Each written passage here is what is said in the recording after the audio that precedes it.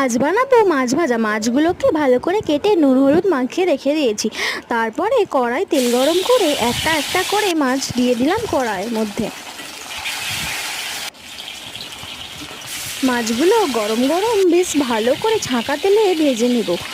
তার জন্য মাছগুলো একে একে করে কড়াই দিয়ে দিলাম।